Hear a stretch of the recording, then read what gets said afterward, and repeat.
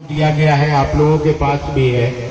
ये पुस्तक आज तक के जितने धर्म ग्रंथ बनाए गए हैं संसार में, इन सभी धर्म ग्रंथों में सबसे ऊपर का ग्रंथ है। बहुत बड़ी पुस्तक है ये, हर व्यक्ति के लिए है, पूरे मानव जाति के लिए है, मानव समाज के लिए है। उसमें उन्होंने पहली पंक्ति में जो लिखा है, ऊपर पुस्तक का हेडिंग है, उस हेडिंग में लिखा हुआ है आओ चलें शिव की ओर। उसमें आप गौर से देखेंगे तो आओ लिखने के बाद एक कौमा दिया हुआ है।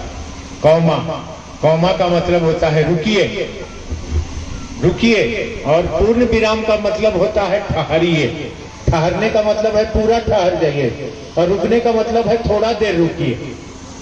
तो ये आओ लिखने के बाद कौमा दिया गया है। कौमा का मतलब है रुकिए। आओ, आओ के बाद रुकिए, मैंने कौन कह रहा है आओ? बड़े गुरु भाई साहब श्री हरिंद्रानंद जी कह रहे हैं कि आओ।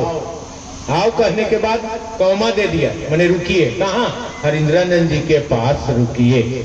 और जब वहां रुकिएगा तब वो अब कह रहे हैं कि चले शिव की ओर, यानी उनके पास रुकिए, और तब वो हमको आपको शिव की ओर लेके जा रहे हैं, महादेव की ओर लेके जा रहे हैं। इस शीर्षक का यही भावार्थ है।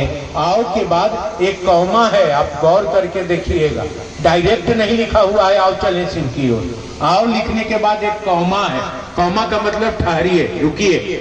रुकने के बाद हमको वो कह रहे हैं कि चलो शिव की ओर, क्योंकि हम जगत की ओर जा रहे हैं। हम दिन रात आदमी संसार के बारे में सोच रहा है, जगत के बारे में दिन रात, ये वो अमाट बमाट, घर पैसा दौलत गाड़ी मकान, जगत, बेटा बेटी, पत्नी मेहरारू, धर्म जाति संप्रदाय स्थान वर्ण लिंग आदि में वो रत है, फंसा हुआ है।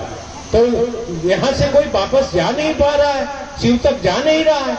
शिव से आत्मा आई है शरीर में, अब शरीर से वो वापस जाएगी तब न साइकिल पूरा होगा, तो वापस जा नहीं पा रही है। तो इसकी चिंता उनको सताई, इसीलिए आओ लिखा है, और आओ के बाद कौमा दिया है, अपने पास बुलाया है, और उसके बाद कहा है कि मैं तुमको शिव तक ले चलता हूँ। आओ कौमा रुको, चले शिव की ओर, महादेव की ओर ले चल रहे हैं। आज भी वो हमको आपको ले चल रहे हैं, मदद कर रहे हैं शिव की ओर जाने में। वो हमको आपको महादेव तक पहुंचा रहे हैं। बस जैसे वो कहते हैं इस दिशा में बढ़ते चलिए। महादेव गुरु हैं और वो हमको आपको ले चलने आए हैं, वही मार्गदर्शक हैं, वही हमारे इस शिव शिष्यता के बगीचे के माली हैं। वह माली के रूप में हर शिष्य के पौधे को सींचेंगे और शिव तक ले चलेंगे।